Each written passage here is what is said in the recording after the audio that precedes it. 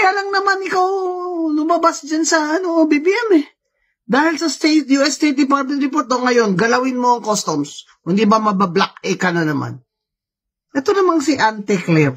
Parang, ano ba yan, presidente mo, ano ba yan, ano ba yan, sino ba yan, tingin mo ba yan sa kanya, si Superman? Abihan ka. Sukdula na yung korupsyon dyan sa Pilipinas. Hindi mo na yan kakayanin. Hindi ka pa lumabas at nagkukunwaring ikaw ang nakadiskubre.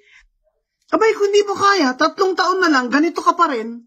Walang new foreign investments, walang new capital, wala na nga mapapautang sa Pilipinas, pati World Bank nag-comment na sa iyo.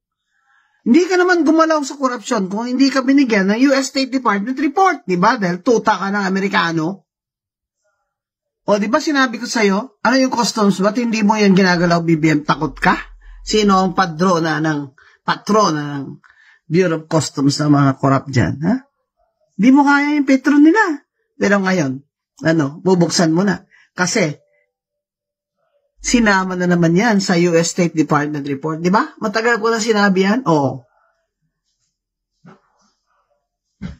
Kung hindi naman nilagay sa US State Department report yan, tinawagan ka. Sinabihan ka. Sukdula na yung korupsyon dyan sa Pilipinas. Hindi mo na yan kakayanin. Hindi ka pa lumabas at nagkukunwaring ikaw ang nakadiskubre. Ito namang si Auntie Claire. Parang, ano ba yan, presidente mo, ano ba yan, ano ba yan, sino ba yan, tingin mo ba yan sa kanya, si Superman? Kaya lang naman ikaw lumabas dyan sa BBM eh. Dahil sa US State Department report ngayon, galawin mo ang customs. Hindi ba mabablock ka na naman? Sawang-sawa na kami, BBM. Maawa ka sa mga tao. Kung hindi ka naawa, umalis ka na dyan. Umalis ka na dyan, pinang ama mo.